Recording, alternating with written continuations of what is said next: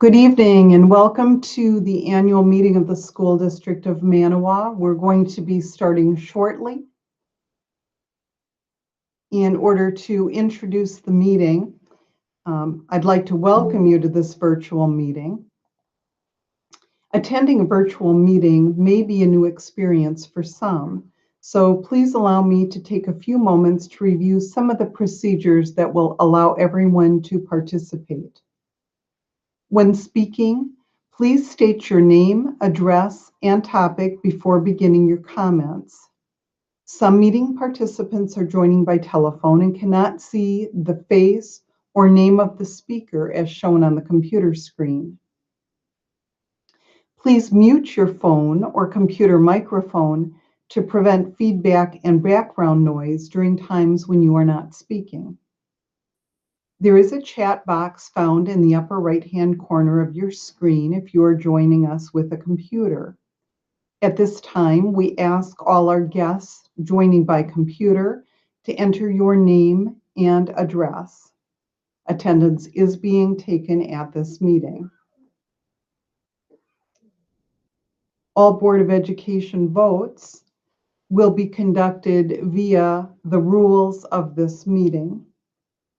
The meeting will be recorded, and the recording does include anything typed into the chat box. Thank you, and we appreciate everyone being with us this evening.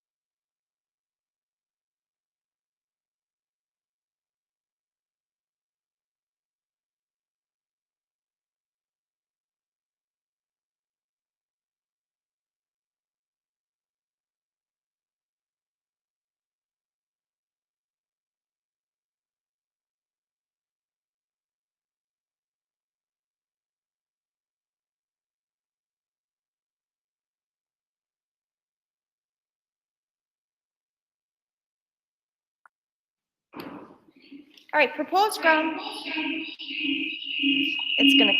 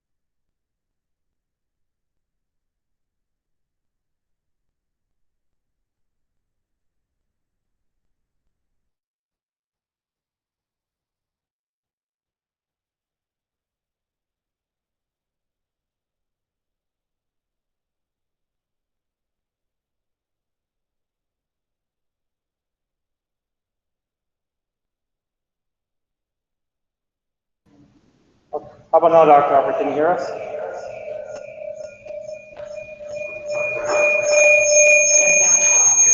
Yes, with a little bit of echoing going on.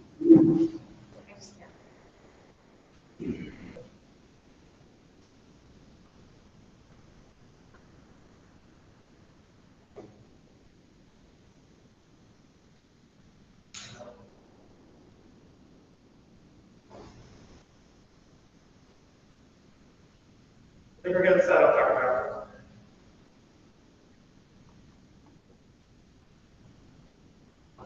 Okay, Dr. Harper, can you hear us now? Yes, it does sound a bit like you're in a cave.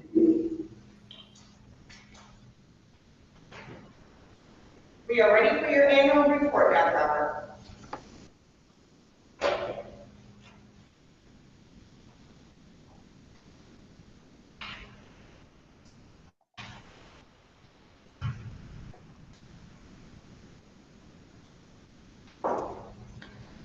So thank you all for being with us this evening. It's a pleasure to have you here. I'd like to share a number of things of interest this year. We'll be talking a little bit about our personnel and mission, how we're better together, the all-district in-service on the power of positive psychology, how we measure our success as a district through the key performance indicators, a little bit of a photo montage of building for our future, showcasing both of these referendum items, and day one of school this year. It is not uncommon to hear the Board of Education message at the start of each meeting. The Manawa Board of Education exists to lead and serve to support the education of all students, focused on developing policies, retaining highly effective staff, acting on behalf of the community, and ensuring the sustainability of the district through open and clear communication.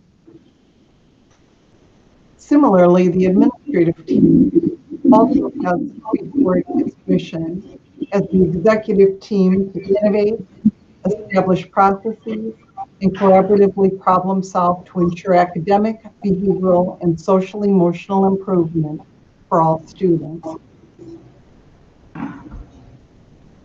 This last spring, we were surely challenged by moving to virtual instruction with very little advance notice.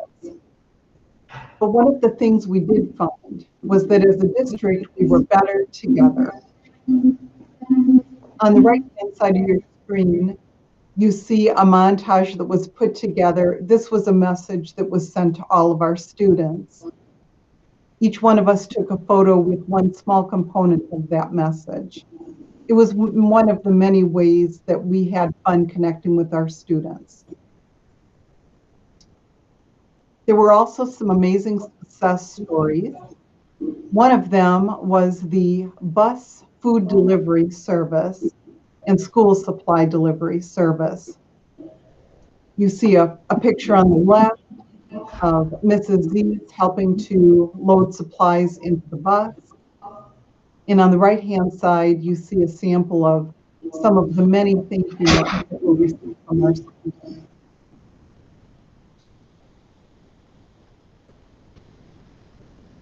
This fall, we went out to the Masonic Lodge for all district staff in service with the theme about being better together using the power of positive psychology.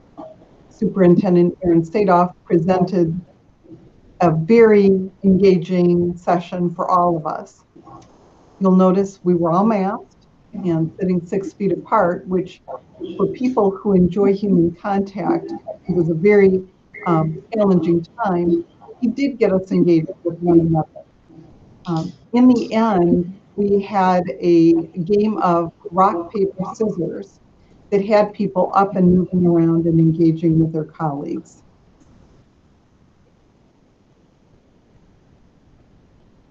We also had an opportunity this fall to celebrate the Lady Heart of Gold recipient, Sandy Corden.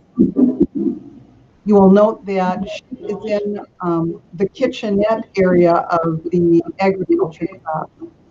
There are now 4 small kitchenette areas in that back ag experience area. We also celebrated Mike Frazier, 2019 recipient of the Friend of Education Award.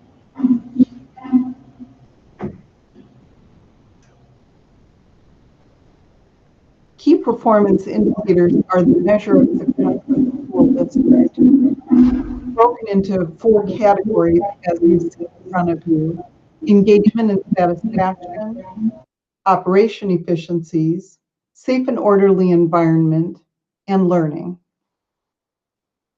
Once per month, there's a presentation to the Board of Education highlighting one or more of the district's key performance indicators.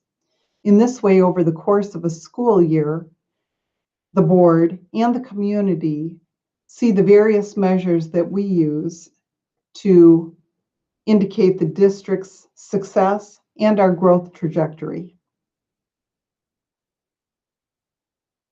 We also continue to use the rapid improvement principles taught by CESA 6. There are 7 of the principles that we attempt to use in our everyday practices with colleagues and families in order to improve the system that we call the School District of Manawa. Here we are when the building was still under construction, socially distanced, of course. We had just taken our masks off for a very quick photo. And one of the things we really enjoyed about our tours were looking at how the old becomes new again. In this photo at the bottom left, you see one of the original structural steel beams that was exposed during the construction with the original 1969 label on it. In the upper right-hand corner, yet to be unopened at this point, is the time capsule that was found behind the original 1969 cornerstone. We're planning a special event with the first graduating class, to open the time capsule and share the contents and their significance. It was an exciting partnership with Hoffman Planning, Design, and Construction. They were great partners to us and great friends. I think we've built a partnership that's going to last a lifetime.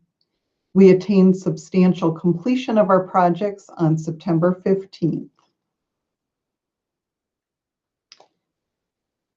There were numerous projects completed. Before you, you see a list of the many projects that were just at a high level accomplished this year because of the $12 million referendum that was passed by this community.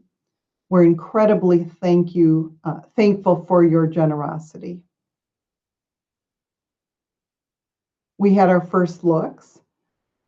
There's Mr. Wolfgram pointing out something of special note in the special education classroom. One of our board members, our newest board member, Mr. Seeger, was taking in the view from the fitness center entrance, looking up into what will soon be part of the Hall of Fame.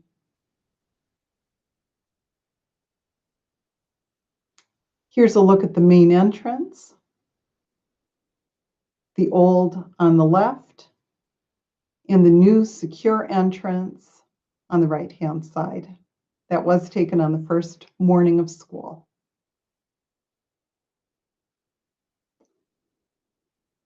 The facade has also changed quite a bit. We see the new flagpole illuminated at night, and also the new school names on the front of the gym.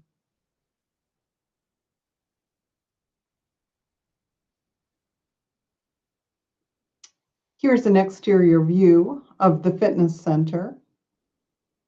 Note the decal on the large windows on the right-hand side.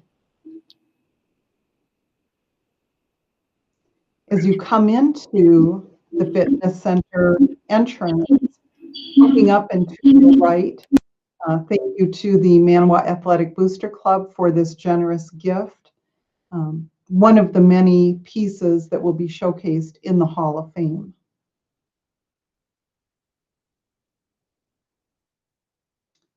Here's an interior view of the fitness center.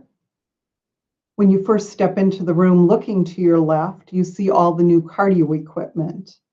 Just in front of you, but not shown in the picture, is a learning teaching station that has a dynamic smartboard and then open floor space for coursework like Pilates, yoga, or just stretching activities.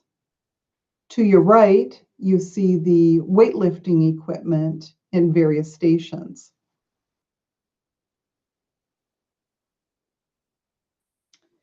This is the secondary collaboration space.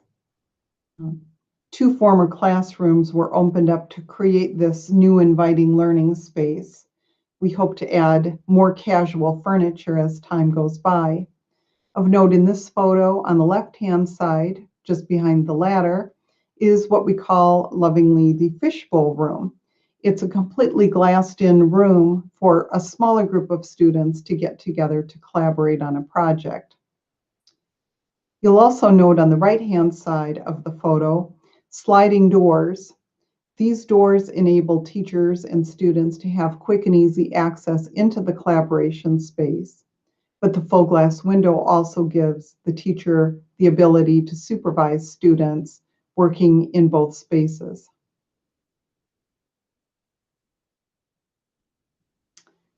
This is the back of the band room. There is no more pit. It's a flat floor. You'll also notice that we now have band lockers for the instrument storage. Those were added to the back of the room and fill most of the back wall. Over the past 3 years, there are now new roofs on both of the buildings.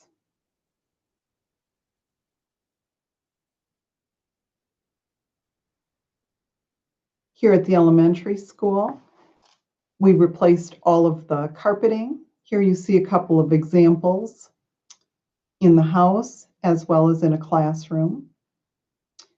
The 4K learning space was remodeled, as were special education classrooms. Here's what the new 4K learning space looks like. On the left, you can see the teaching station in the front of the room. In the upper right, you see that the furnishings are sized to meet the needs of the children. There's a lower sink with soap and a towel dispensary at their height.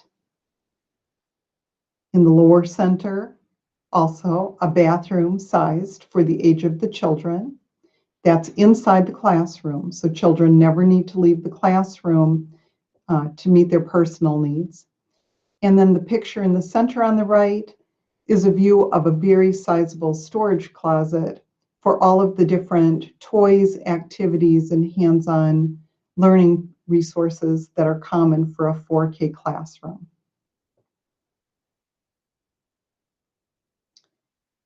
The Elementary Library Media Center, both before and after carpet replacement.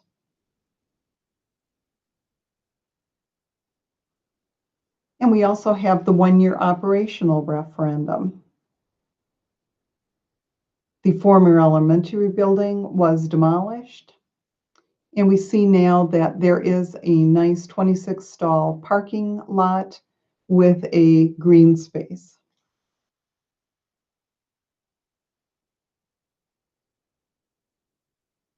It was a wonderful start to the school year, both at the Manawa Middle School and Little Wolf High School, as well as here at Manawa Elementary School. There are changes, but even with the changes, many positive learning experiences are occurring. Learning has had to be reimagined. We're doing a great deal more with virtual instruction and using new tools and strategies. The students on the right are in one of the new science labs. This happens to be Mr. Zemer's classroom.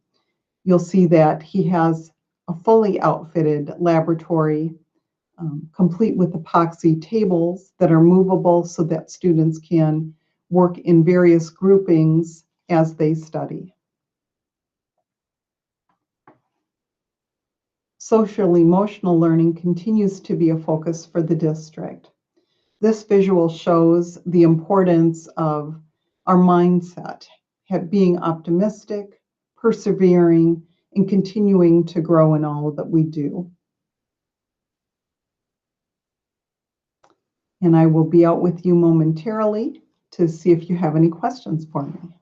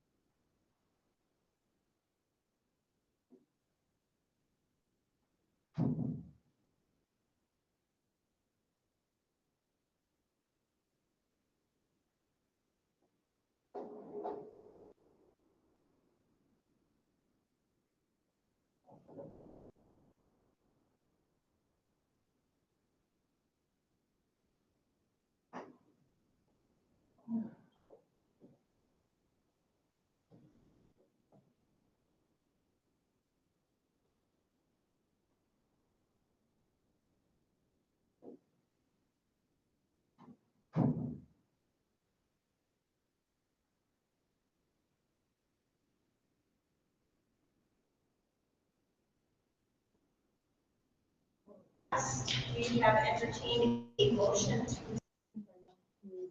Yeah. When Carmen goes out, would you remind her to grab the mic?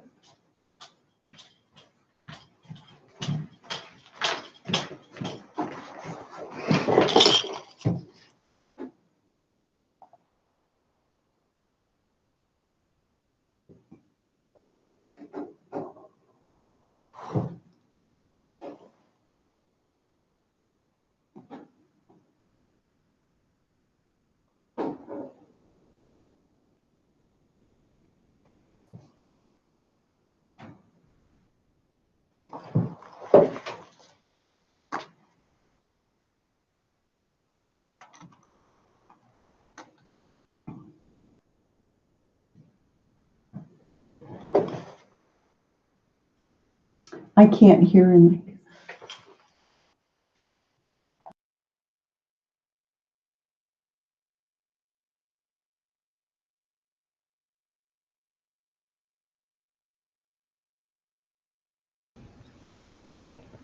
Is it better, Dr. Rucker? Can you hear us now, Opera? Yes, thank you. Thank you. I apologize for that. We just had a motion by Mr. Forbes and a second by Mr. Scheller to dispense with the reading of the 2019 annual meeting minutes, and that motion did carry on a voice vote. Next up is the treasurer's report and audit summary from Treasurer Scheller. I believe you generally have a statement to read, Mr. Scheller. At this time, we have an audit summary for the LLP. Financial statements by law and advice. Once completed, the law library then for education. Can't understand.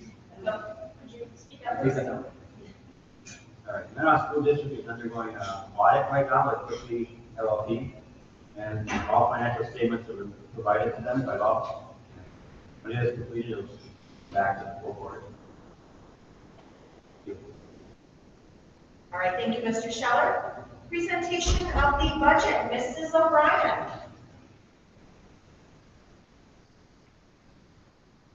No, there, try this. Now can you hear me? Yes. Okay, hello everybody. So this is a little strange doing this from the office, but we're going to try it. Good evening. Tonight, I am going to provide you with information about the financial health of the school district and my proposed budget for the 2020-2021 school year. Let's see here. There we go. Okay. There are 4 major funds that make up over 90% of the total budget. And to showcase the health of the district, we are going to go through the general fund, or Fund 10, Fund 27, or the Special Education Fund, Food Service, or our Fund 50, and Fund 80, or the Community Service Fund. Currently, the Community Service Fund accounts for less than 1% of the total budget, but because our constituents can decide the amount of money levied for programs run through this fund at the annual meeting tonight, we thought it would be a good idea to kind of go through what it currently pays for.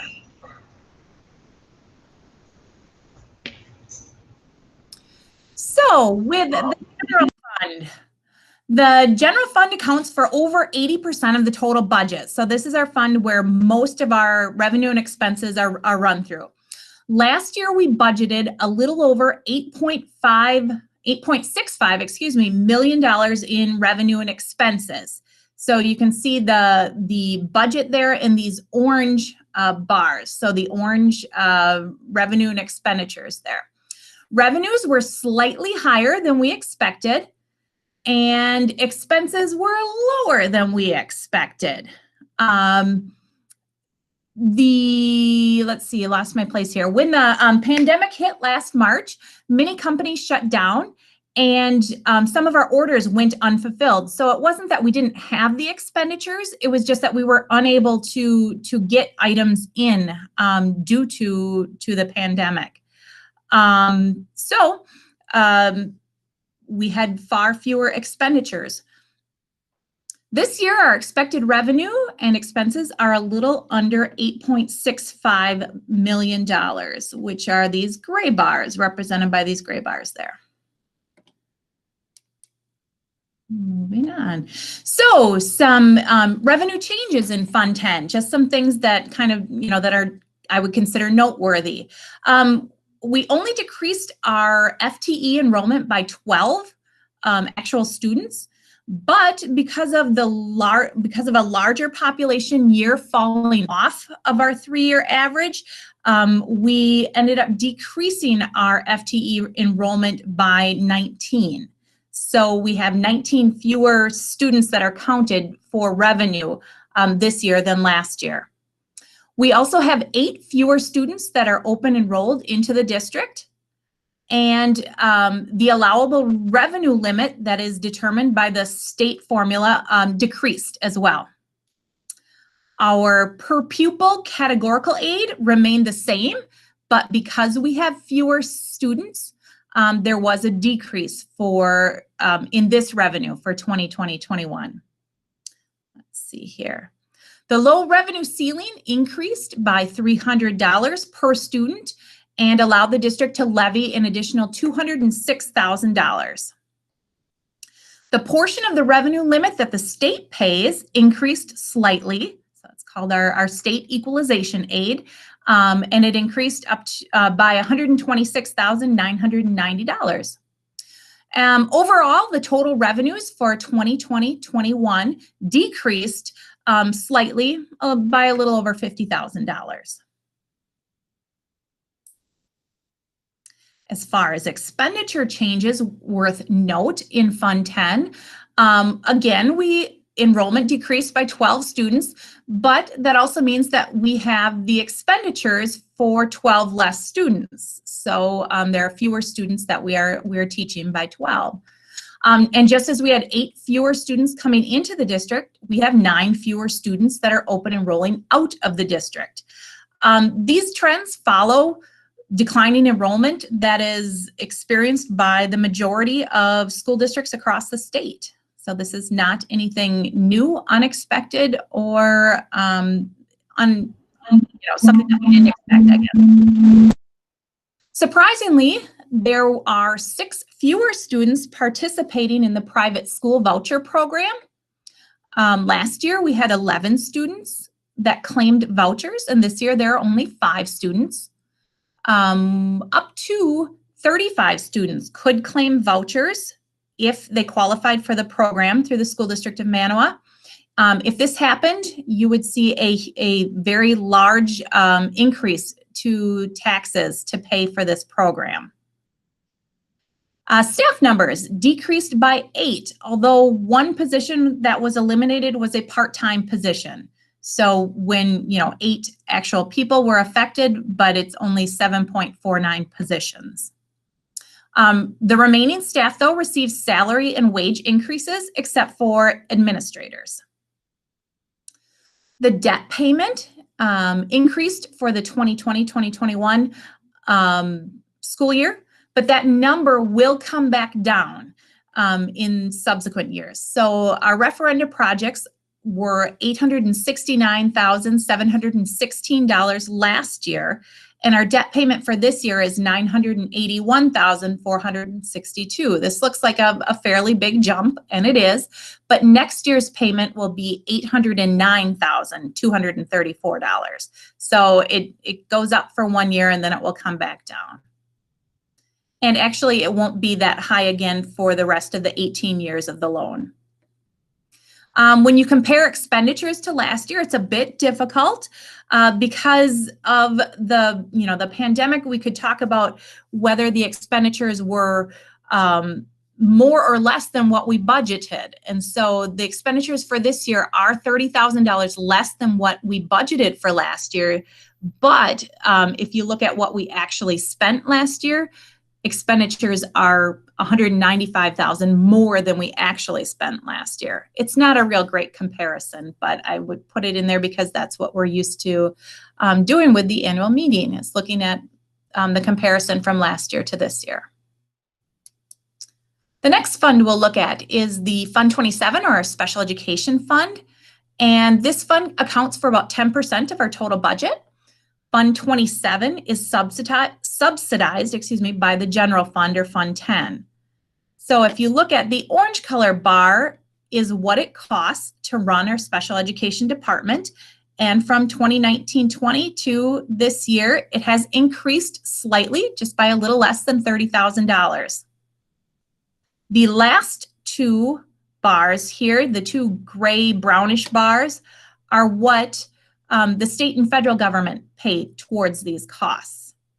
So if you were to stack those on top of each other, you could see, it might come up to there or it might come up to there. You can see, though, that our local funds, which is this reddish bar, pay for the majority of the special education program.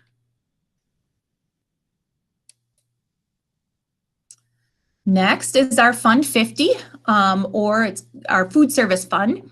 Opposite of what we saw in special education, the federal government greatly subsidizes food service through the National School Lunch and School Breakfast programs. This year, the district is able to offer free breakfast and lunch for all children living in or attending the school in the School District of Manawa, only because the federal government is subsidizing the costs. So we can look at, again, our expenditures. We had thought perhaps it would be a little bit less this year due to decline in enrollment.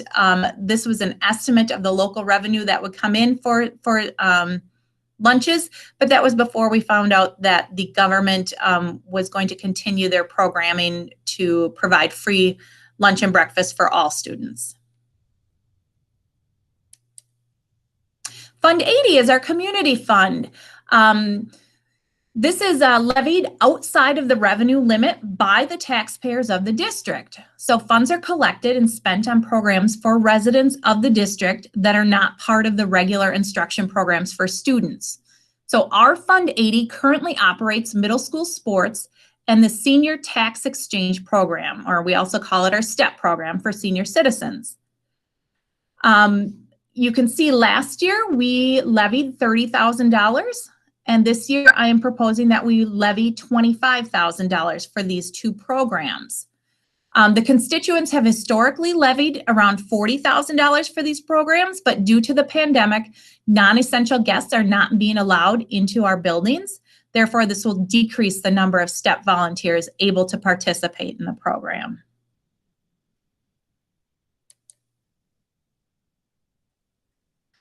It's never a bad idea to reinforce to our taxpayers that the majority of school funding comes from the state and local government and not the federal government. But just to show what the federal government does pay, we receive grant money through the programs listed on this slide, and then also through the school lunch and breakfast programs. But it only accounts for a little over 3% of our total revenues. And the fund balance is always a hot topic for school finance. When we report the fund balance at the end of the fiscal year, it's simply the amount of money a district has on June 30th. So a lot of people think that your fund balance is like a savings account, and that is not what the fund balance is at all. The fund balance is just a number, and it changes daily. So money comes into the district and money goes out of the district, and the fund balance is simply what's left over after that activity. During the months of November and December, the district usually has a negative cash balance or a negative fund balance, meaning there is no money in the bank to pay the bills. And this is due to the lag in funding. We receive our first installment of property taxes in January, and that's 6.5 months after we actually started the school year, our fiscal year. So the district usually has to borrow money, which costs the taxpayers even more money in interest. If a district has a healthy fund balance, this would allow you to reduce your expenses on borrowing because you wouldn't need to borrow as much, and those amounts could be used for other one-time emergency expenditures. Last year, the district did not need to short-term borrow. So it is my recommendation always moving forward to keep a fund balance at a level so that we will not have to borrow. This year, we increased the fund balance, as reported on June 30th, by $248,000. Again, remember though, that some of these, part of that fund balance is for expenditures that weren't realized. So one example that I have is library books. We had, before the pandemic set in, we had an order for library books that was about $10,000 in books. Just because and then what happened is that we couldn't get those books to come in. The company shut down and we didn't have those books that came into the district.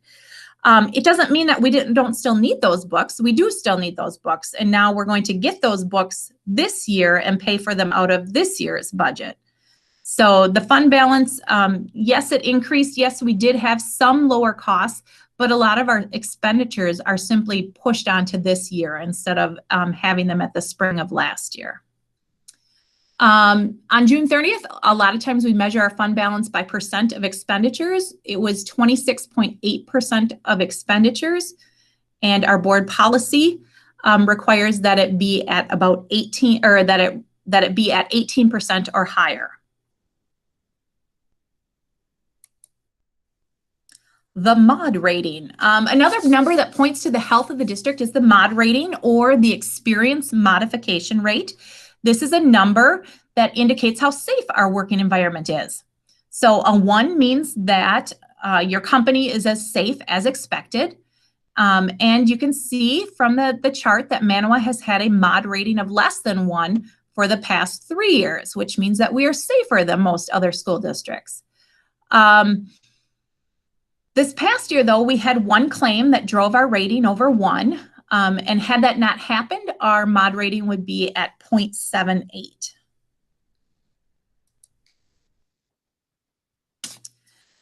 The number of students is the largest factor in determining state financial support. Enrollment, membership, and FTE are all measurements of student count.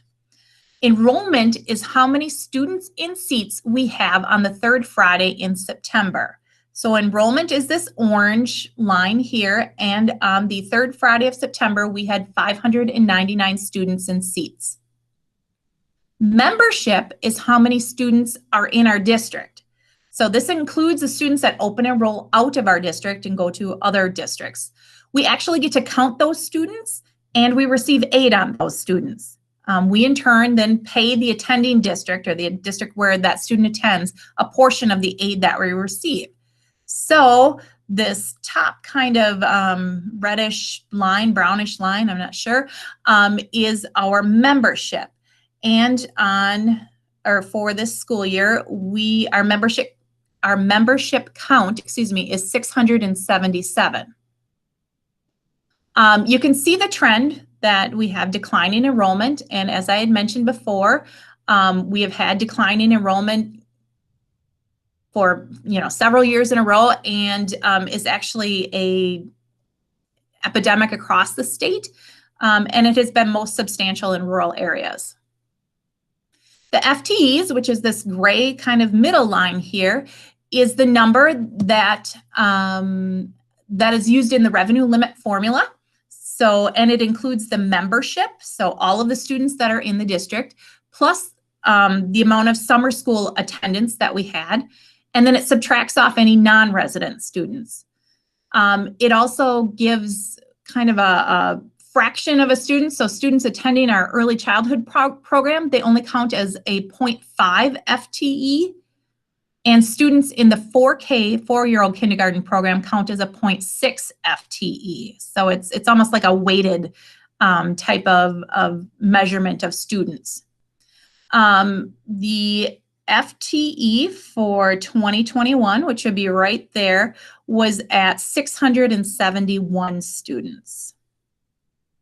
So using the census data and trends with our population, I estimated the FTEs for the next 4 years, and you can see again that it continues to decline. Keep in mind though that students entering 4-year-old kindergarten in 4 years, oops, where did my little cursor go? Right there, which would be out here in 2024-25, were just born. So those numbers are still quite variable, and we expect people to come into the community and leave the community, and this is not a highly reliable number, at all, but we do see the trend is decreasing. And then the last slide for this portion of my presentation is about property values. Our property values continue to inch up. The property value in the school district is not growing at the same rate as the rest of the state of Wisconsin, but we're growing. So we have a 3.2% increase, and the state average is at a 5.1% increase. So that concludes my report on the financial health of the district. In summary, we are living within our means in all of our funds, and the district has a healthy and appropriate fund balance. The district is a safe working environment for our staff. And we are undergoing declining enrollment, but so are the majority of districts in the state of Wisconsin. And our property values are increasing. So that being said, let's move on to the 2020-2021 proposed budget. So the school district fiscal year started on July 1st of 2020. We're almost 4 months, or about 1/3 into the year, and we just received our final budget numbers from the state on October 15th. So this year, rather than going through a narrative of the revenue limit worksheet, I decided to show how some of the more prevalent numbers compare to the past 3 years, so that you could get a feel for how the revenue limit worksheet changes based on these numbers. My first slide here is about how the FTEs have changed. We are currently down 19 in the 3-year average. Due to this high number, the district qualifies for something called the declining enrollment exemption, which is that 190,000 right there. Let's see here. The act, this number, this 190,000 acts as a 1-year buffer to help cushion the decrease in funding due to fewer students. Last year, we had a decrease of 23 FTEs. And so we received also then another exemption called the hold harmless exemption. So again, it's a one-time amount of money to help kind of even out a big decrease in funding due to population. This slide shows some of the factors that affect the revenue limit calculation. If you've ever heard people talk about different programs, whether they're inside the revenue limit or outside the revenue limit, these are things that are inside the revenue limit. So first and foremost here is the private voucher program. You can see that we had a 55% decrease in participants. So we reduced from 11 to 5. Of those 5 participants, 2 students are in grades kindergarten through 8th grade, and 3 of those students are in high school or grades 9 through 12. With this program, the resident district, which is Manawa, pays the private school. The resident district then is able to levy that amount to, that amount directly to taxpayers. So the amount for this year is $43,438, and the district then turns around and taxes that money to our constituents. This amount equals about 11 cents for every $1,000 of property value to fund the private school voucher program. We also had a $300 increase to the low revenue ceiling. So we went from $9,700 to $10,000, and this adds $206,100 to the revenue limit. If you can recall, we talk about the low revenue ceiling. That is a result of the revenue limits that were enacted in 1993 and 94.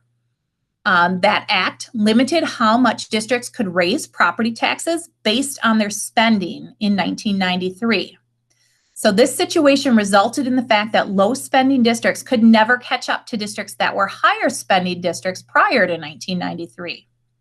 Manawa was a low spending district, and the state average, or the per pupil state average spending was $10,000.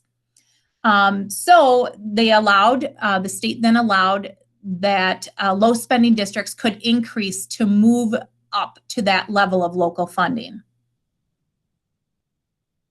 So using these data that are within the revenue limit formula, and there's other numbers as well, but using the stated data and a real complicated formula, the DPI is able to calculate the maximum amount of revenue a school district can have. And so that's what we call the revenue limit. So our revenue limit for this year is $7,121,008. Then the state uses an even more complicated formula to determine how much they will contribute to the total. So the DPI looks at the district spending per member and compares it to the guaranteed valuation per member.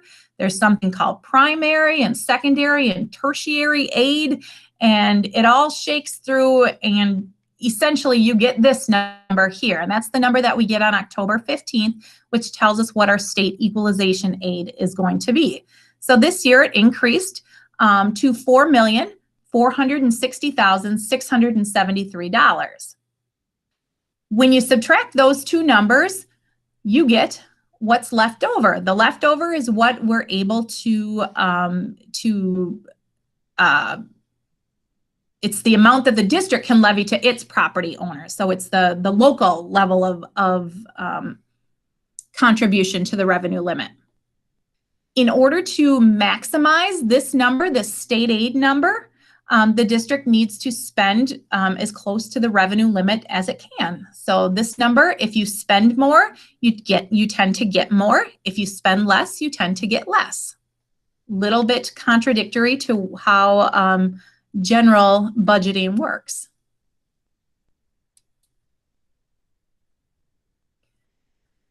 This slide now compares this year's recommended levy, so that's what I'm recommending is the 2020-2021 levy, in the last column to the past 2 years.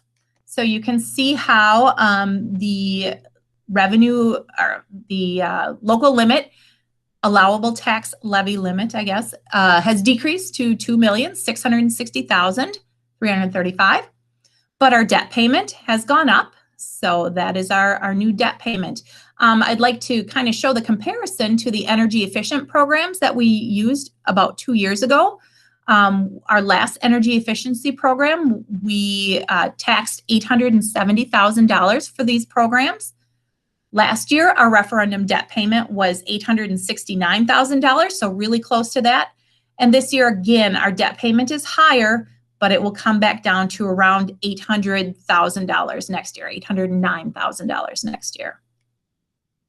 The Community Service Fund, in the past, we've levied $400,000 for that, or $40,000 for that. Last year, we levied $30,000 for that, and due to pandemic decreases, I just think that $25,000 is probably going to get us through for this year. And you can see then how the total tax levy and the levy rates, the mill rates, have changed over the past 3 years.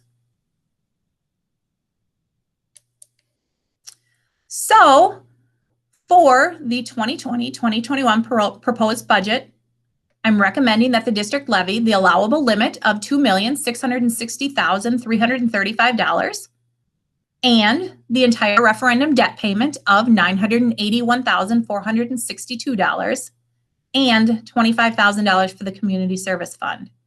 This totals $3,666,797. And based on total property values, the mill rate will be $9.44 per $1,000 of value.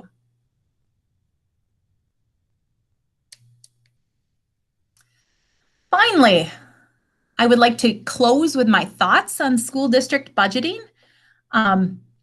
It is the job of the Board of Education to balance the needs of our students with the needs of our taxpayers. And intentional and purposeful budgeting is essential in this process. To be intentional and purposeful, I feel the budgeting process must consist of these 4 things.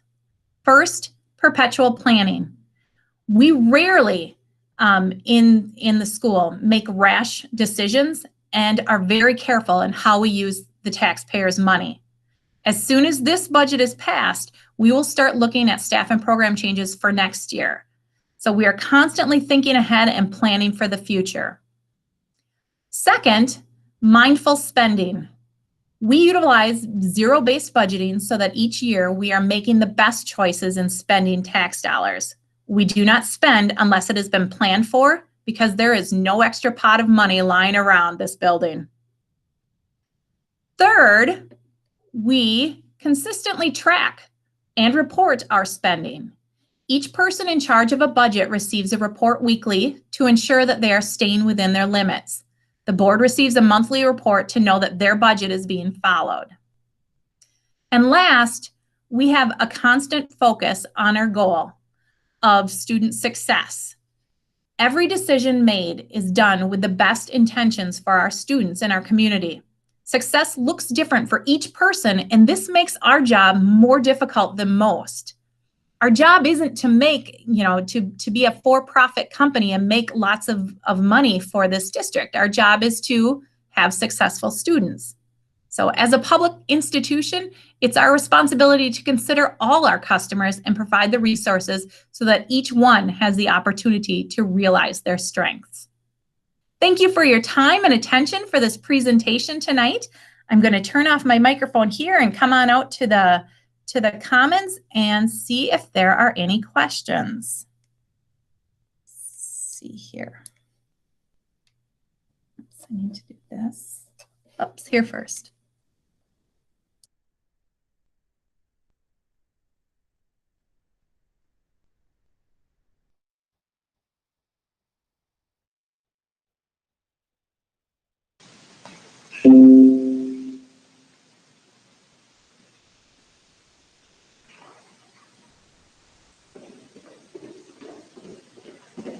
This is better. Hello, everybody. I'm supposed to grab a mic. Talk right here. Talk right here. Okay, I'll come right here. So, are there any questions about the proposed budget for this year? Anything that I can answer that maybe you didn't see in the presentation?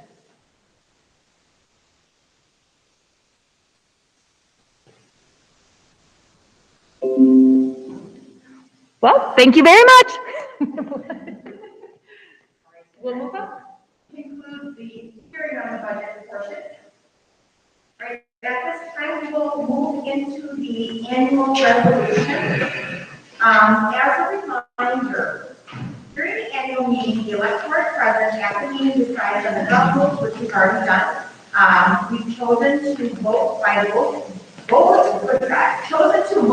voice vote. Given the in-person and virtual nature, it's probably going to be easier. However, there is also the option if on any of these particular resolutions or considerations, if somebody would like to vote using a paper ballot method, we are able to do so as well. And person people in this room here would vote using an actual paper ballot that was a decision. Online, there is an electronic ballot that is available, and if you are dialing in by telephone, which I believe we have at least one individual, they do have the option to call the operator and vote that way. Board members, you are private citizens tonight, and your opinions are as such. And every person participating has equal opportunity to vote. And we would have any discussions following the ground rules that we set forward at the meeting. So first item on the agenda would be the resolution, fiscal year 2021 number 3, and that would be for consideration and discussion of the district engaging a school resource officer for the 2021-22 school year as follows. Either full-time, which would be a 1.0 FTE, or part-time, which would be a 0.6 FTE, 3 days a week or 24 hours a week. And additionally, it also could be that the electorate decides that they do not want them. So those are the 3 options that are available. So we would entertain a motion.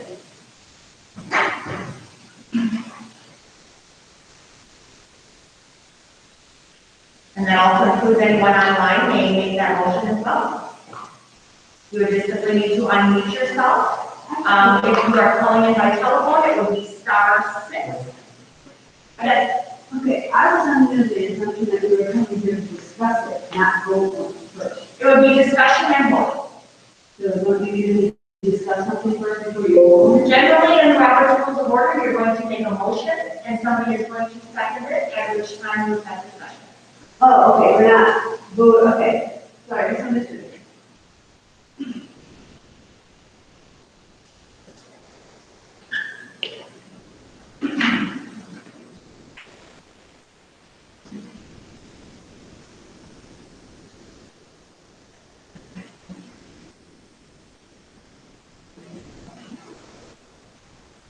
I guess I'm a little confused on what we're making a motion on. You put out the options of discussion. I guess I'm unsure of the process. You would pick one, and that would be your motion. Either your motion could be, for example, I move that the school district of Manawha enter into an agreement for full-time school district officer. You could say for a part-time, or you could say that they do not. It's your, you frame it the way that you would like your. Okay. Okay. I'm Sandra Ryerson, and 6224 Pine Road, Augsburg, and I make a motion that the school district do not proceed with an SRO officer. Okay, I have a motion by Mrs. Ryerson to not proceed. Do we have a second on Mrs. Ryerson's motion? Nicole Ryan, AOA, votes to be answered. I second. Okay, I have a second by Mrs. Ryan. Discussion.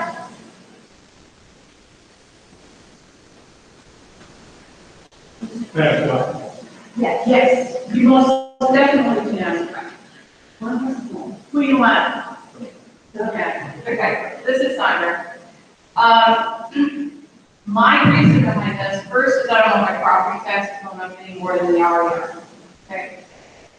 The other thing is that over the years, 20 plus or so, we've had resource officers in the school, on and off. So if it's a good program, why didn't we keep it? Why do we need it now? What are the key things?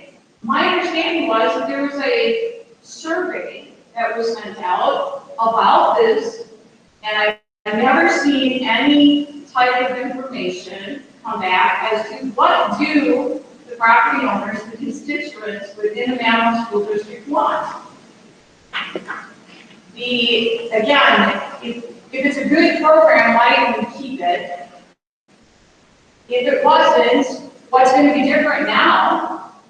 And again, why are we doing this now? I understand there's a grant out there, but there's grants for all sorts of things. So, Mr. Smith, that would be my response as to why. Maybe you got. My question was, what incident occurred that warrant an officer in the building? Manawha itself, the district, is not affiliated with the district. The school is inside Manawha City. The police department is 2 blocks down the road. Can you do 911? I mean, realistically, we're not talking for a big city. So that was my question. What warrants? What has happened that warrants us to have more property as far as I guess that's what I'm trying to figure out. Because we have that, and I think from here there was, they did different events with the officers and everything, while they come out with the other that time, and they didn't house here. They were at the Manawha Police Department, so why can't they stay there?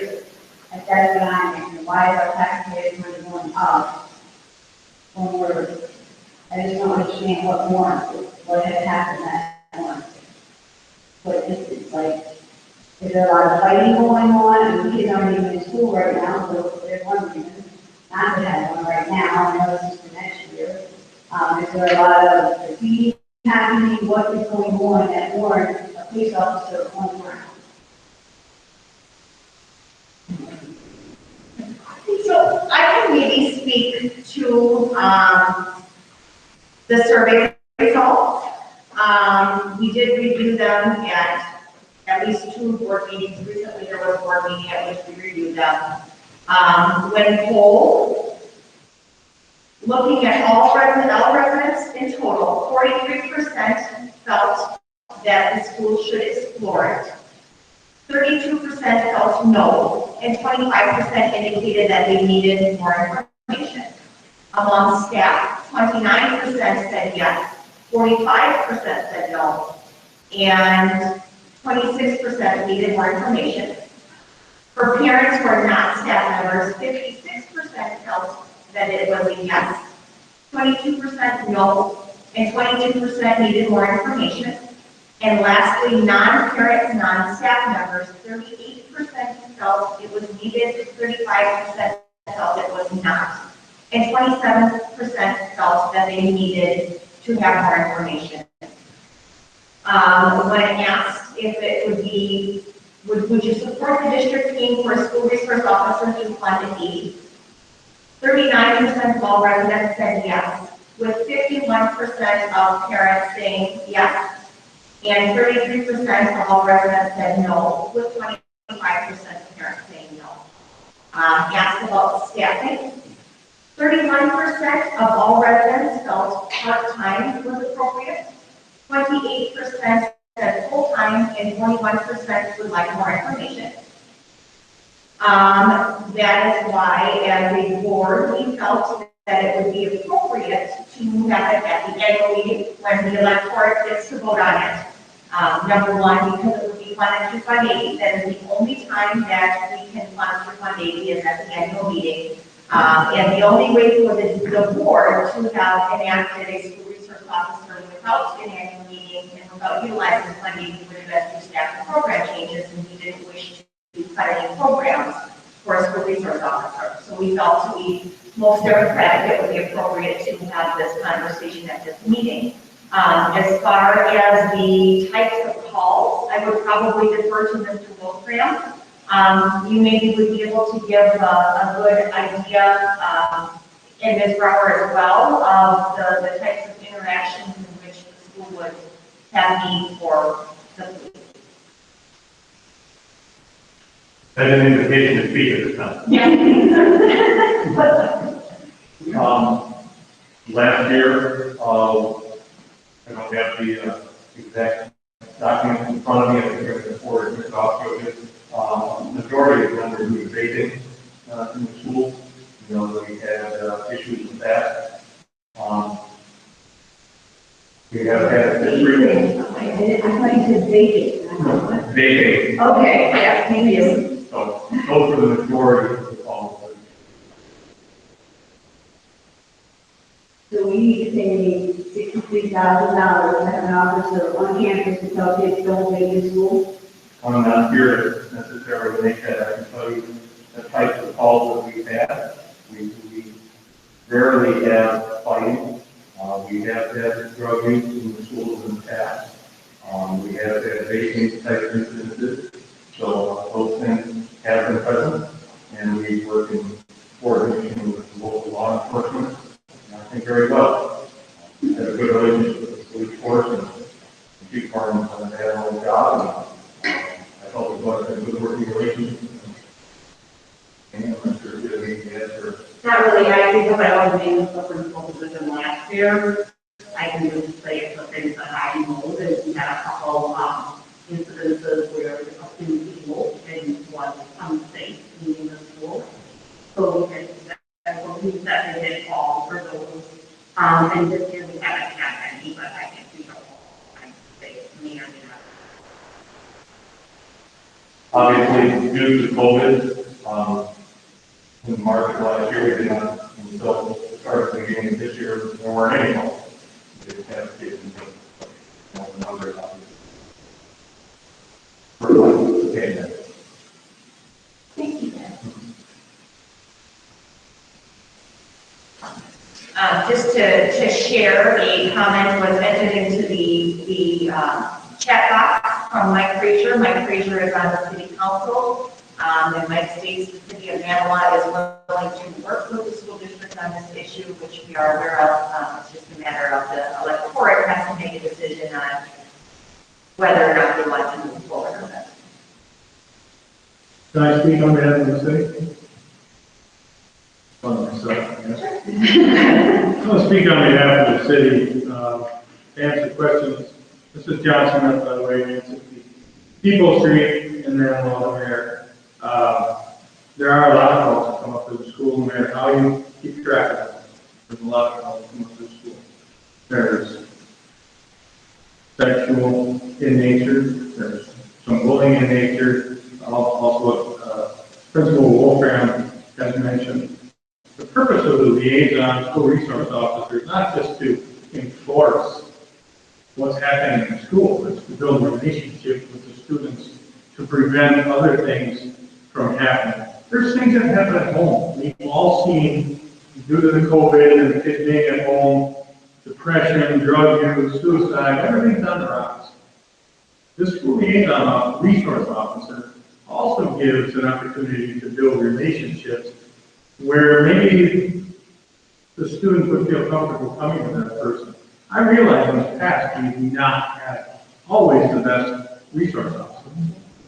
That's one of the reasons that it was abolished a few years ago.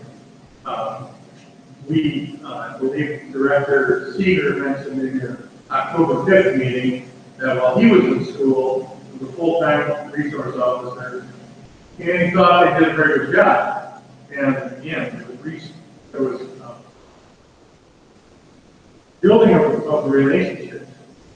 To be honest with you, I know the school board of education talks about having possibly a 4-year degree, over a 2-year degree, because of broader variety of education. There's talk about needing to have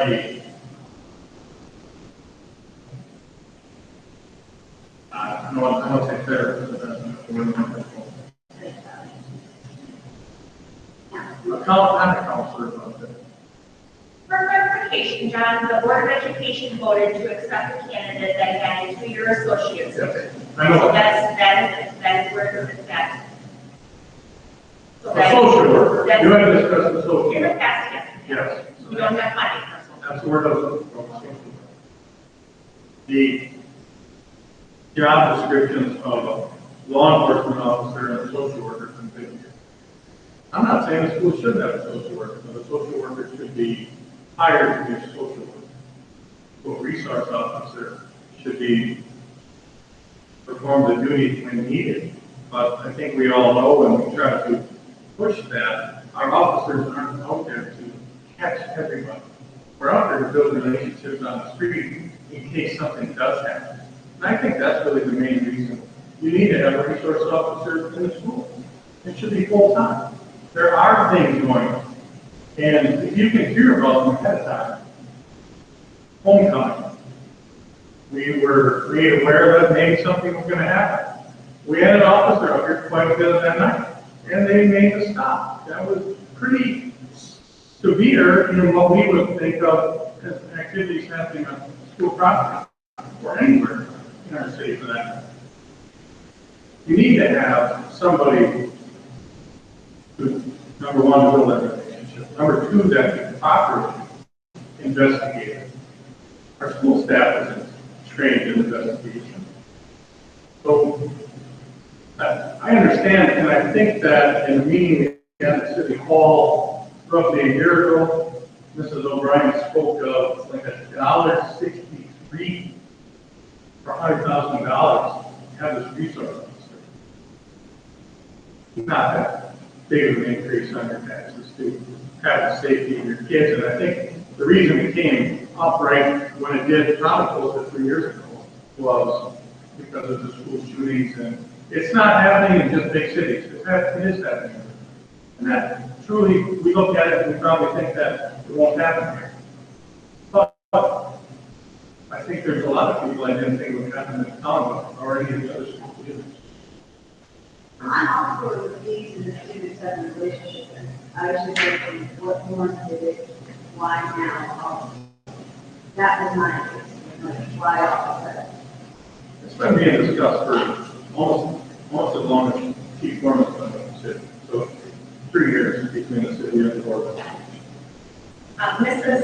Angela Everett has asked the question in the chat box. With all due respect, Mr. Smith, you are contradicting what we heard from the principal who seemed to indicate there were few issues. Can Mr. Mulgrave please clarify?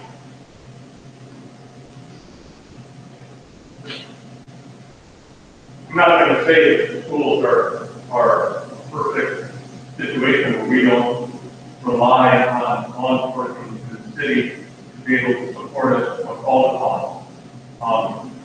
Again, types of calls that we have experienced in my tenure, I'm going on my 7th year in the district. Things that have been flowed during that time period, none of which have had a resource officer in the school at the time. We did have a small bubble of drugs in the school for a particular year where we held some explosion hearings and we relied on the police department to be able to help us out with those investigations. We were thankful for that. Again, I would say that the majority of incidents in this past year, this is what we're talking about, what has changed and what's different, the majority of which were related to vaping incidents. I would say probably 60% to 70% of all calls that I had to rely upon were issuing a citation of vaping.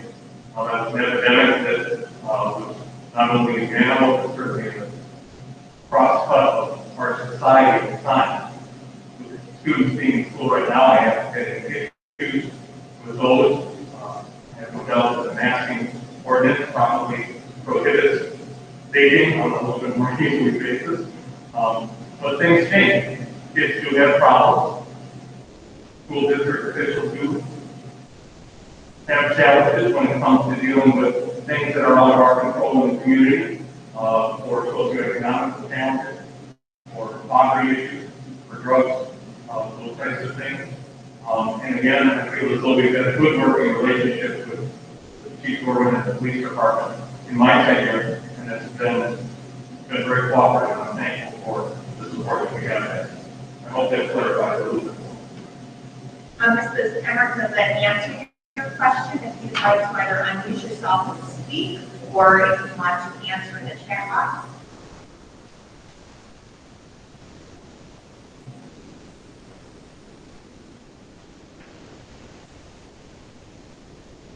Yes, she said, yes, thank you. Further discussion? Yeah, I'm sorry, I missed COVID. I believe Mrs. O'Brien quoted $16 per $100,000. So, and I agree with Principal Wolfram. Wolfram and the chief of police, I think, have a good working relationship. There was some questions as to the strain on the Maryland Police Department. Again, how people keep track of calls. This year with vaping, obviously school is out in March, the call volume went down. The way that the chief records it, which is if there's 3 students vaping and he gets a call, it's 1 call. 3 citations, 1 call. He said there's over 90 calls with schools. That's in 9 months, which some of that time they're out of school. Christmas break, spring break. To the city, we can keep sending the chief of police up there. But at some point in time, the relationships have to outweigh the cost. I think it's really $16.73. Not a huge cost for $100,000 property to ensure your children's safety while they're in school. How do you ensure there's some growth? Because we talked about having a relationship. Does that line get word when all of a sudden there's questioning and everything, and it should be the parents there? So, you know, you're borderline as far as I'm having a conversation with a kid, and now all of a sudden I start questioning him, and the parent's not there. I understand that the relationship with the local police department is, you know, good for all of them to understand and respect. But we have to watch too, how far are we gonna go with, well, you know, so-and-so, we were having a conversation the other day. Where does it go from being, I'm an officer doing my job, or I'm trying to be in a relationship? I think that's where the correct person is something important.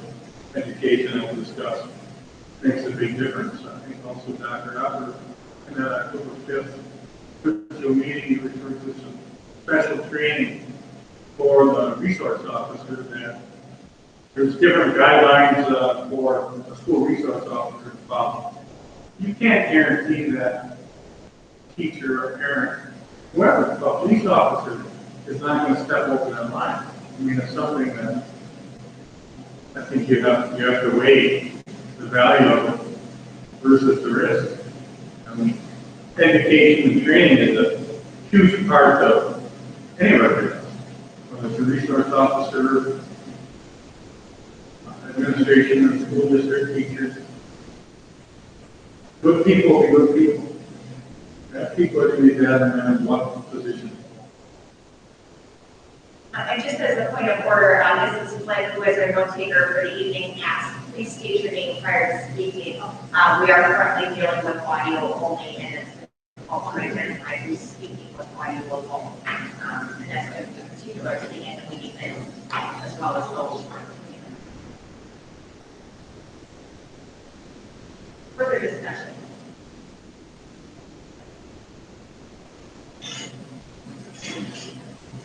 Jenny Benson, I am U50 Central to North Water Drive in Animal. I think a liaison officer is a great concept. However, as I spoke last year at the same City Hall with your board meeting, I feel completely safe at school. I feel that as a taxpayer, I know that the town of Little Wolf Taxes are going up this year, just so you're all prepared, and they're taking a big jump. I want you to know that I don't want my taxes to go up to cover resource officers. They're gonna raise my taxes at the school district. I want to do something for the kids. I do not need car business program. We do have no computer program. I think that those are far more important to be replacing. And just things like way more important things to spend money at. And we have two amazing school counselors.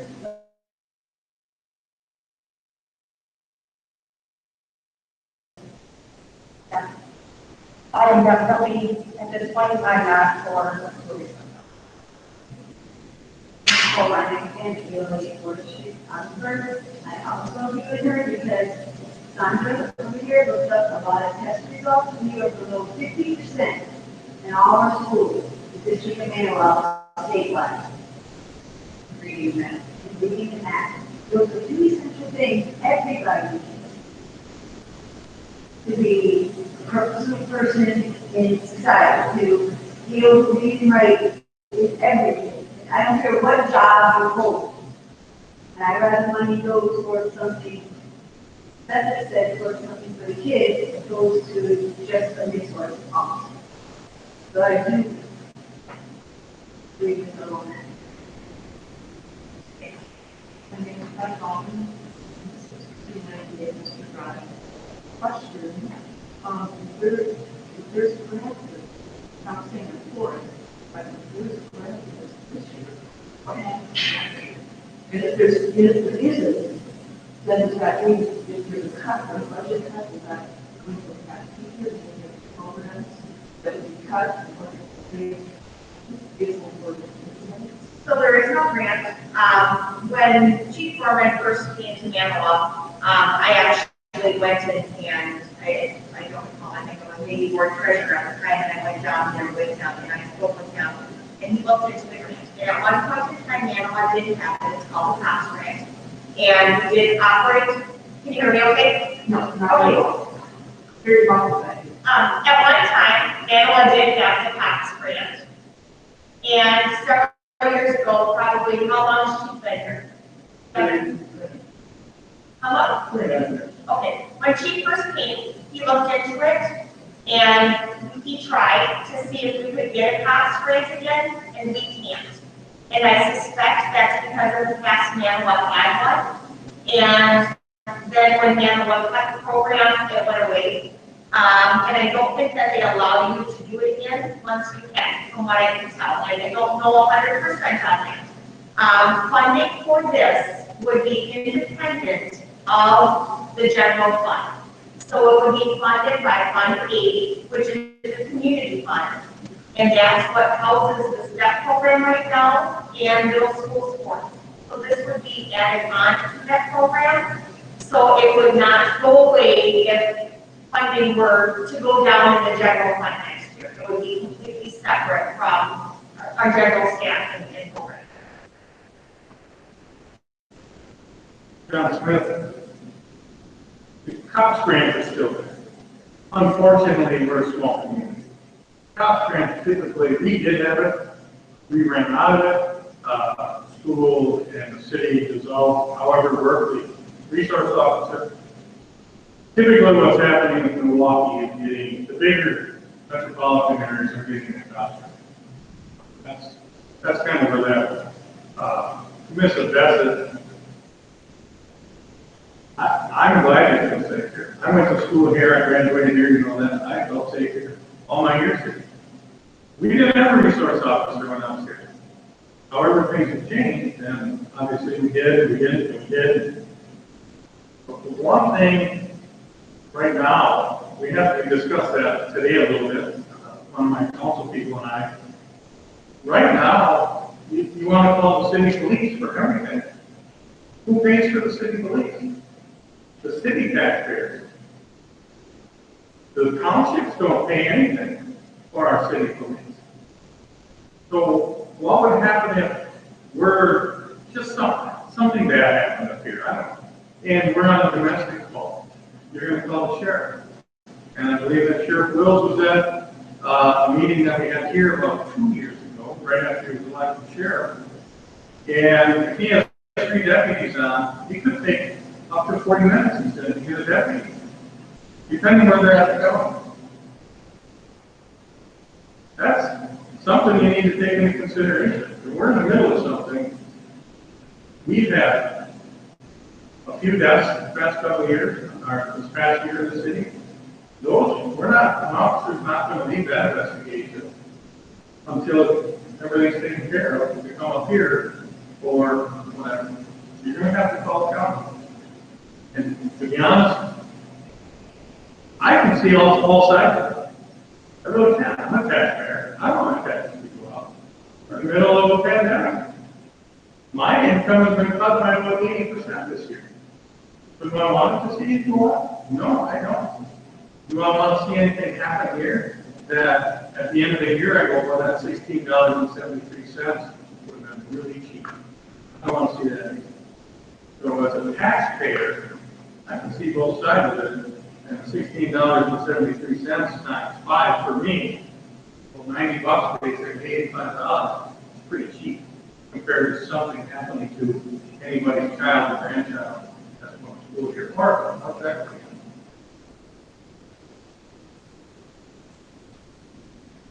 Any further discussion? Just so that I'm understanding all this right. So if we vote yes for a resource officer, that would in no way affect any staffing or anything like that now or in the future?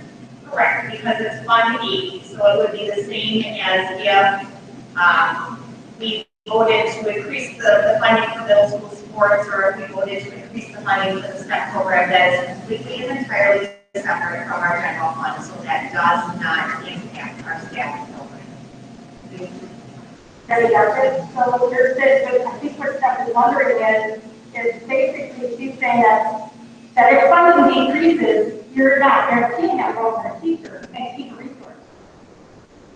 That would be correct, yeah. Right, because it's So they would have a teacher and keep resource officer because it's Fund 80. right. I didn't like the whole survey sent out because it made it seem like, oh, we'll just take the money out of Fund 80 to pay for this. But you didn't really explain that. Somebody has to put the money into Fund 80. And I was a little confusing that way, I think, for most people. I don't, they really didn't understand that. Yes. Where does the money come from?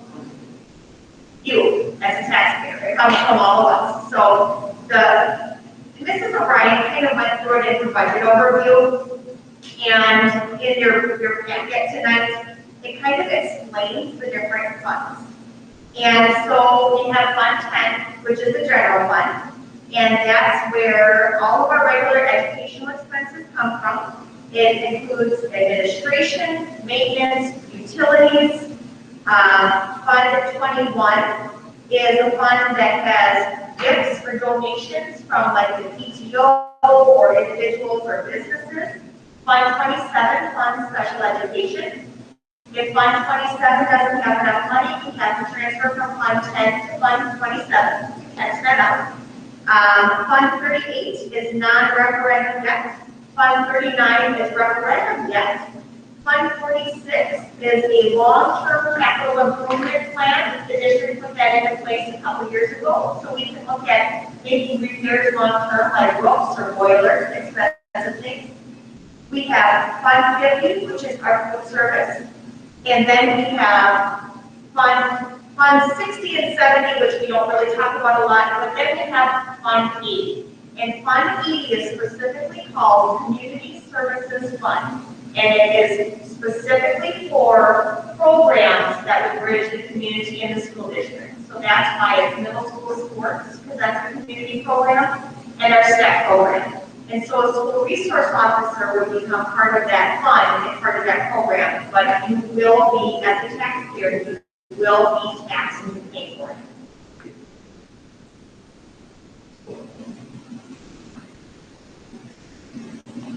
And no, it's not going to cut sports or STEP program, it would be in addition to that. Those numbers tonight that Carmen gave us already included the funding for, was it $25,000 for middle school sports, and how much for STEM?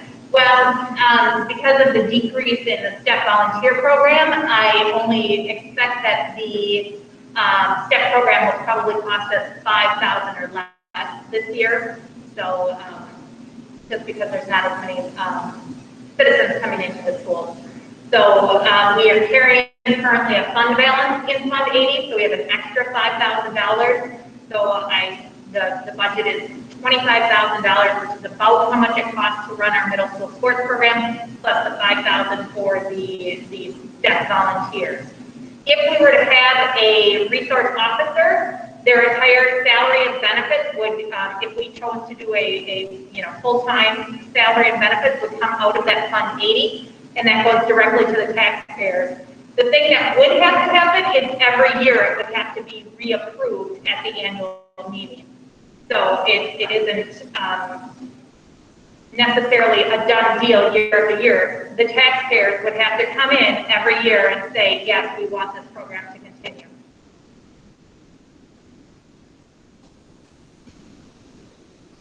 It will also be a shared position with the city. So the whole $63,000 doesn't come out of the school in Fund 80. Whatever percentage the school decides to keep, which I believe, or have the resource officer here, which I believe was 10 months, all the way to the end of the summer school, which I don't believe is what happened in the past. I believe it was 9 months in the past. So 1/4 of that would be completely picked up by the city, and then the city taxpayers would also be paying for their share of the 9 months in school as well. So again, the city taxpayers are going to get hit. My question is, if you're doing either none, a full-time or part-time, why are you part-time 26 and not 25? That was, a board member suggested that, and the reasoning for that was because it would be 3 days a week or 24 hours a week. So that would give you a 0.6. So instead of having 2.5 days a week, which would be a 0.5, we actually have 3 days.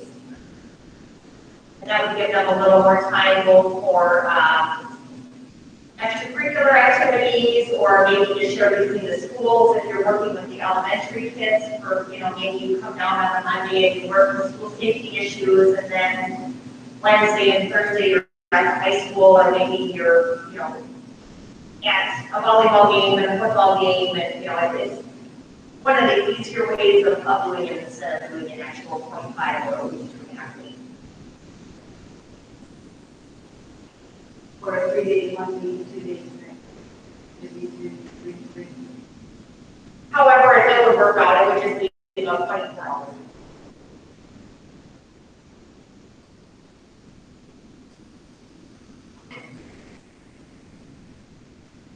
Other discussion?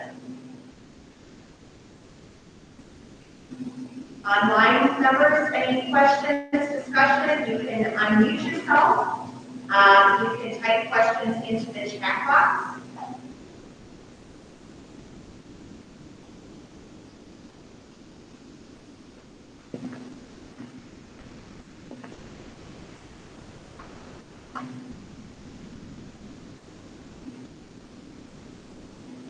Okay, hearing no further discussion, the motion on the table is that the school district of Manawha not proceed with a school resource officer.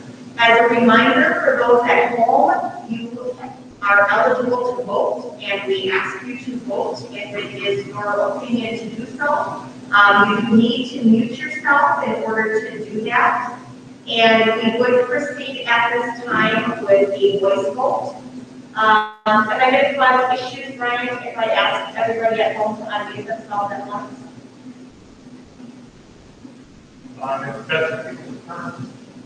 Take turns? Yeah, we need to do one at a time with what they signed on. So do you want me to call on people? Sure, okay. So I will call on you, I'll start with those at home, and I will call on you individually. So a yes vote, if you vote yes, we would not proceed with a school resource officer. And so I will begin with Angela Emmett. Yes, I vote yes. All right, next I have a whole bunch of staff members. Jean Frazier, and I'm not sure if it's Jean and Mike, or just Jean, so you would need to vote accordingly. Mike and Jean Frazier will vote no.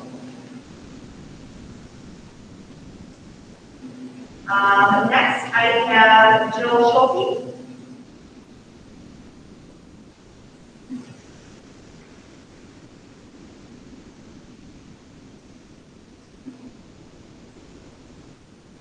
Jill, to unmute yourself, you would click on the microphone button on your computer. If you wish to abstain, it would be handy if you just like me to tell me, or like to tell me that you don't want to vote either, just so let me know. Okay. Okay. I will come back, Mr. Speaker, to you. I'll come back up to board members at the end. Please.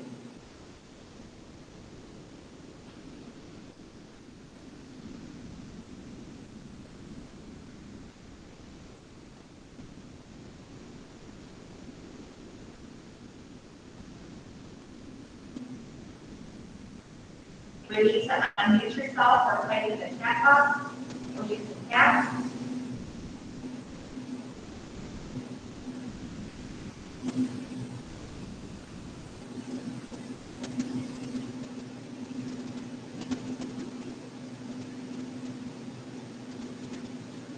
I will take that as a pass. Tammy Bushke.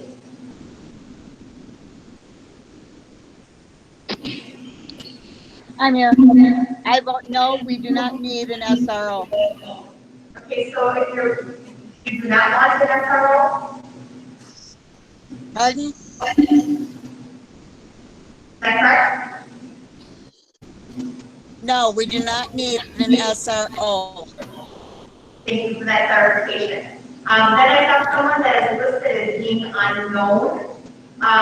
You would need to unmute yourself and state your name.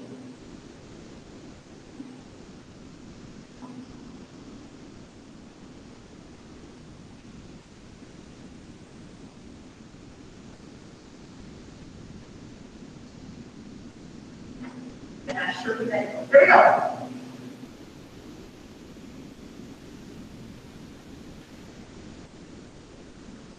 You guys want to mute it for a moment.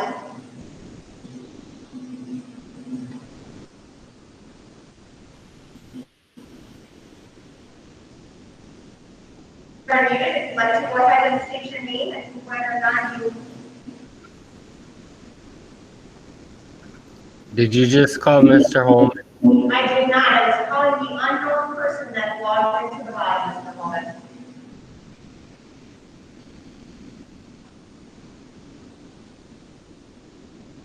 Okay, I have Scott Emmer. Scott Emmer, voting yes. I did also see a telephone caller that just came in. I don't know, is that Mr. Emmer that joined us via telephone, or is that someone else? Phone number ending in 02. If you're on telephone and you would like to vote, it is *6 to unmute yourself, and you would need to state your name.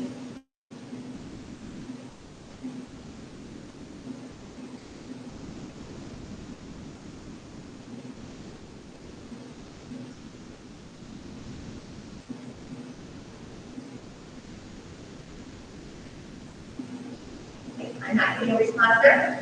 We will move into those in the room. Jenny Besson? I will vote yes.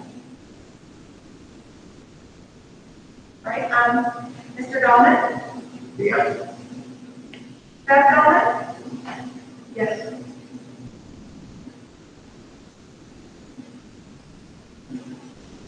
Mrs. Frank, is it, I'm sorry, Frankie? Right, sorry. And vote yes, no opposite. Okay. Mrs. Ryerson? Yes. Mr. Smith? No. Mrs. Risky? Yes. I will now call on our board members. Mr. Speaker? No. Mr. Martin?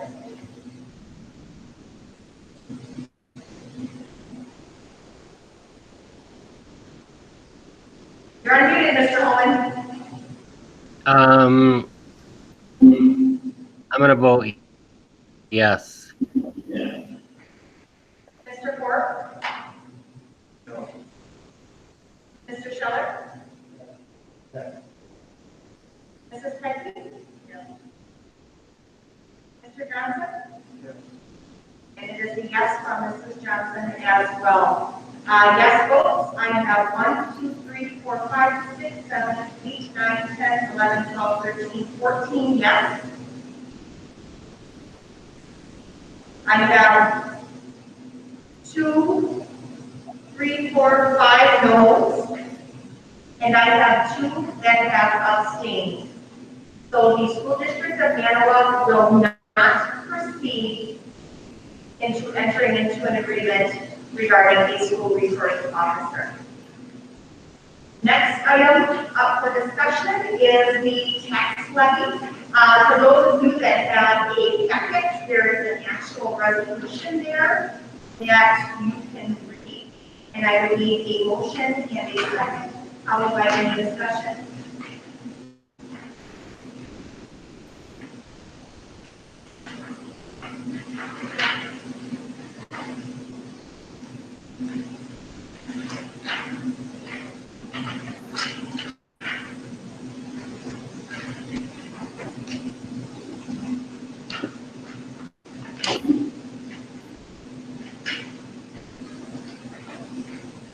I make a motion that the school district of Manawa accept the tax levy as presented. Do I read the whole thing, John?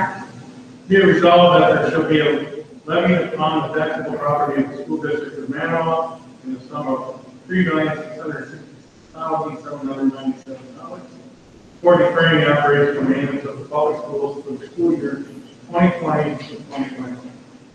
All right, I have a motion by John Smith. Do I have a second? I'll second. Okay, second by Jenny Beckett. Any discussion? John Smith, I'd just like to thank Tom for putting together, it's a lot of work to go through, put the budget together, put it together so it's very understandable and well drafted. Thank you. It was an awesome job. Again, thank you, Carter. All right, we will go again through, and we'll do, I'll do person by person. Telephone caller, this would be on the resolution for the tax levy telephone caller, and in 02, you would need to unmute yourself with star 6 to vote.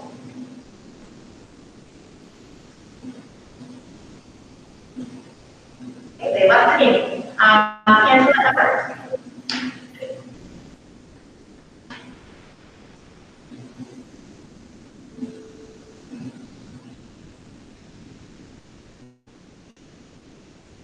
You need to unmute yourself to vote. That was a yes. I then have, let's say, Becky, if you would like to vote on this motion to add tax levy.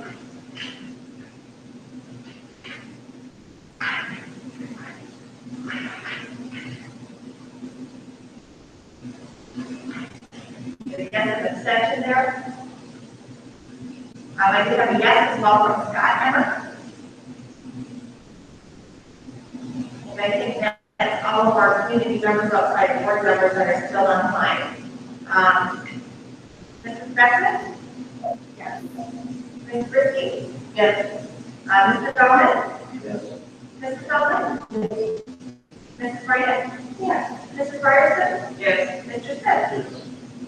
All right, and board members, Mr. Seeger? Yes. Mr. Holman? Yes. Mr. Forbes? Mr. Shelton? Mrs. Pecky? Yes. Mr. Johnson? Yes. And it is a yes for Mrs. Johnson as well, carries unanimously by a roll call vote. School board member salaries. Looking for a motion and a second.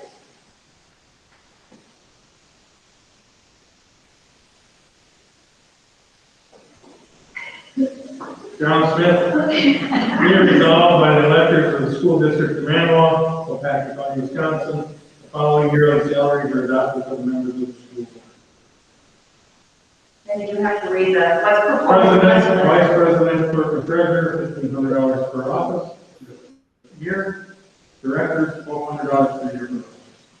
Right. And then if you want to include that resolution. Be it further resolved, the board members shall be paid $50 per day when traveling outside the district to attend meetings, workshops, etc., in the performance of his or her duties. No payment shall be made unless authorized by the annual or special county school district meeting, all being in accordance with provisions in section 120.10, 3. All right, thank you, Mr. Smith. We have a second. Go on. All right. Mrs. Bryant voted to second that. Any discussion? Okay, I'm just responding to a question from Mrs. Let me ask you just a moment here. All right, we will then go again in the same manner in which we did before. Starting with our online guests. For school board member salaries, Mrs. Emmert? Yes. And our other one would be Mr. Emmert? Yes. All right, Mrs. Beckett? Yes. Mr. Dolman? Yes. Mrs. Dolman? Yes. Mrs. Riskey? Yes. Mrs. Bryant? Yes. Mrs. Ryerson? Yes. Mr. Smith? Yes. Mr. Seeger?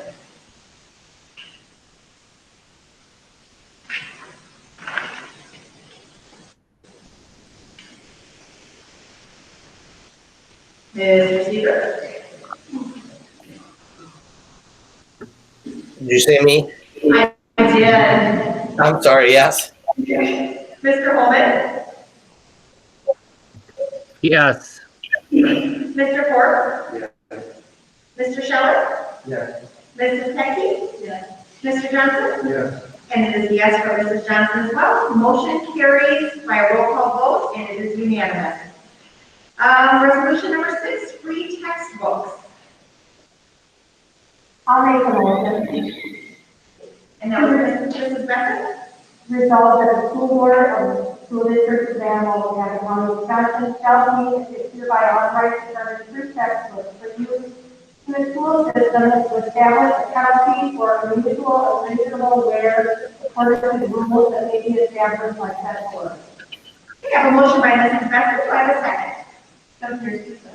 Second by Stephanie Risky. Any discussion? All right, same procedure as before, guys. Mrs. Emmert? And Mr. Emmert also both voting yes in the check box. Mrs. Beckett? Yes. Mr. Dahlman? Yes. Mrs. Dahlman? Yes. Mrs. Risky? Yes. Mrs. Bryant? Yes. Mrs. Ryerson? Yes. Mr. Smith? Yes. Mr. Seeger? Yes. Mr. Holman? Yes. Mr. Forbes? Yes. Mr. Scheller? Yes. Mrs. Pecky? Yes. Mr. Johnson? Yes. And it is a yes for Mrs. Johnson as well. Motion carries unanimously on a roll call vote. All right. Resolution number 7, hot lunch and milk program in Lake. I will make a motion on that as well. Resolved that the Board of Education, School District of Manuel, Waupaca County, Wisconsin is hereby directed furnish hot lunches and milk to any and all students of said district at such places and times and at such cost as shall be set by said school board. And the school board is hereby authorized to pay any deficiency which may result from said lunch program. So that was a motion by Mrs. Beckman. Do I have a second? Okay, second by Mrs. Martin. Any discussion? This is Nicole Ryan, you know,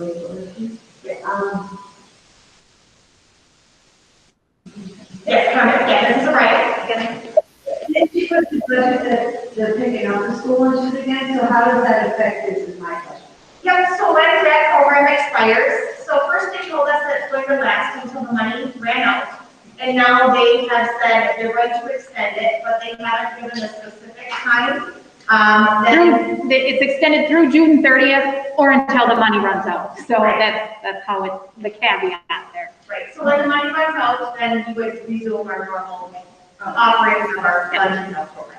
Thank you. Yes, you're welcome. Any further discussion or questions? We will again proceed in the same manner. Mrs. Evans?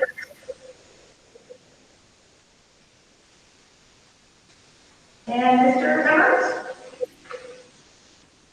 And those are roll, I believe, they came for yes vote. And then I have Mrs. Besson? Yes. Mr. Dolman? Yes. Mrs. Dolman? Yes. Mrs. Rizzi? Yes. Mrs. Ryan? Yes. Mrs. Ryerson? Yes. Mr. Smith? Mr. Speaker? Yes. Mr. Holman? Yes. Mr. Ford? Yes. Mr. Scheller? Mrs. Pecky? Yes. Mr. Johnson? Yes. And it is a yes for Mrs. Johnson as well. Motion carries unanimously on a roll call. Item 8, legal proceedings. I'll make a motion for that one too. Be it resolved that the Board of Education of the School District of Manawha, Watauga County, Wisconsin, is directed to provide for the prosecution or defense of any action or proceeding in the district's interest for the remainder of the 2020-2021 school year. That was a motion by Mrs. Beckman. Do I have a second? Oh, second, Rizzi beat you to it. And Mrs. Rizzi, that is a second. Any discussion? Hearing none, again, we'll move in the same manner. Mrs. Emmert? Mr. Emmert? Yes, on both of those. We take the back and it's I apologize, I lost my train of thought. Mrs. Beckman? Yes. Mr. Dolman? Yes. Mrs. Dolman? Yes. Mrs. Rizzi? Yes. Mrs. Ryan? Yes. Mrs. Ryerson? Yes. Mr. Smith? Mr. Seeger? Yes. Mr. Holman? Yes. Mr. Ford? Yes. Mr. Scheller? Yes. Mrs. Pecky? Yes. Mr. Johnson? It is a yes for Mrs. Johnson as well. Motion carries on a roll call vote. Item 9, accident insurance. I'll make a motion to suspend Ryerson resolution be resolved that the Board of Education of the School District Manawha, Pratt County, Wisconsin, may provide for accident insurance covering pupils in the district, and that the cost and expenditures of such insurance is hereby authorized based on these statutes. I have a motion by Mrs. Ryerson. Do I have a second? Go right. Okay, second by Mrs. Ryerson. Any discussion? All right, again, we'll do this by a roll call vote. Mrs. Emmert? Mr. Emmert? Both are yes. Mrs. Beckman? Yes. Mr. Dolman? Yes. Mrs. Dolman? Yes. Mrs. Rizzi? Yes. Mrs. Ryan? Yes. Mrs. Ryerson? Yes. Mr. Smith? Mr. Seeger? Yes. Mr. Holman? Yes. Mr. Ford? Yes. Mr. Scheller? Yes. Mrs. Pecky? Yes. Mr. Johnson? Yes. And it is a yes for Mrs. Johnson as well. Motion carries unanimously on a roll call vote. Number 10, lease of real property.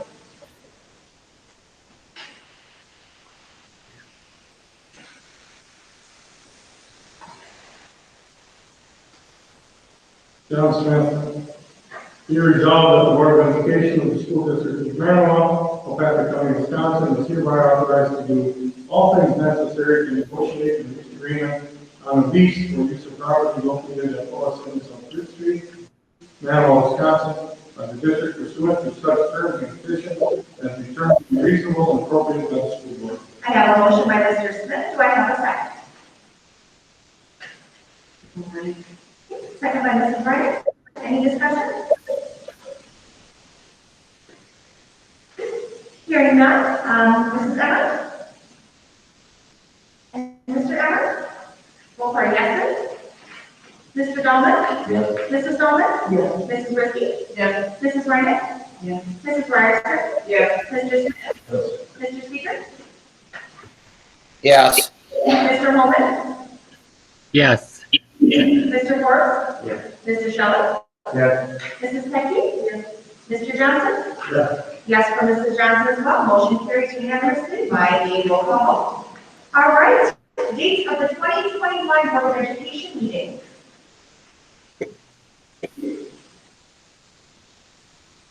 I'll make a motion, Sandra Ryerson. Be it resolved that the Board of Education of the School District of Manawha, Pack County, Wisconsin, will set the dates for this 2021 Board of Education meeting. Is that pretty long?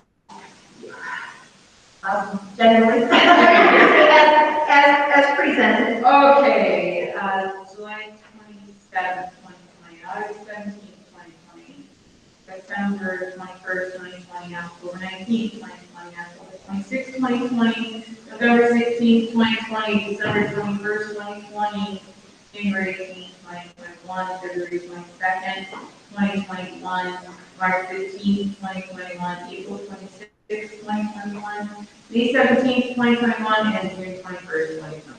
Thank you. Do I have a second? Mr. Colruyt is going to second that motion. Any discussion? All right, hearing none. Mrs. Emmert? Mr. Emmert, both are yeses. Mr. Dahlman? Yes. Mrs. Dahlman? Yes. Mrs. Ricky? Mrs. Benson, I missed you, I'm sorry. That's okay, yes. Mrs. Ricky? Yes. Mrs. Reinick? Yes. Mrs. Ryerson? Yes. Mr. Smith? Mr. Seeger? Yes. Mr. Holman? Yes. Mr. Forbes? Yes. Mr. Scheller? Yes. Mrs. Pecky? Yes. Mr. Johnson? It is a yes for Mrs. Johnson as well. Motion carries by roll call vote. All right, item 12, date of the annual meeting. I, Nicole Ryan, make a motion, be it resolved that the Board of Education of the School District of Manawha, Pack County, Wisconsin, moves to set the date for the 2021 annual meeting Monday, October 25th, 2021, at 7 p.m. All right, I have a motion by Mrs. Wright. Do I have a second? I'll second. I'll let her beat you to it. I have a second by Mrs. Ryerson. Any discussion? Okay, hearing none, we're going to go through the same way again. Mrs. Emmert? And Mr. Emmert? Both are a yes. Mrs. Benson? Yes. Mr. Dahlman? Mrs. Dahlman? Yes. Mrs. Ricky? Yes. Mrs. Reiner? Yes. Mrs. Ryerson? Yes. Mr. Smith? Mr. Seeger? Yes. Mr. Holman? Yes. Mr. Forbes? Mr. Scheller? Yes. Mrs. Pecky? Mr. Johnson? And it is a yes from Mrs. Johnson as well. Patrick, lovely. Beginning. Is there any other new business legally considered at the annual meeting? And we did not receive any written requests for anything to be conducted. So at this point, we would be looking for a motion to adjourn. Johnson, I have a motion by Mr. Smith. Do I have a second? I'll second. Okay, Mrs. Bennett, please do it. And any discussion? All right, again, real quickly, we'll move to the roll call vote. Mrs. Emmert? And Mr. Emmert? Adjourn? Yes, for both of those. Mrs. Benson? Yes. Mr. Dahlman? Mrs. Dahlman? Yes. Mrs. Ricky? Yes. Mrs. Reinick? Yes. Mrs. Ryerson? Yes. Mr. Smith? yes. Mr. Seeger? Yes. And Mr. Holman? Yes. Mr. Forbes? Yes. Mr. Scheller? Yes. Mrs. Pecky? Yes. Mr. Johnson? Yes. And it is a yes for Mrs. Johnson as well. Meeting adjourned at 8:59 p.m. Thank you all very, very much, including our online guests, for joining us tonight.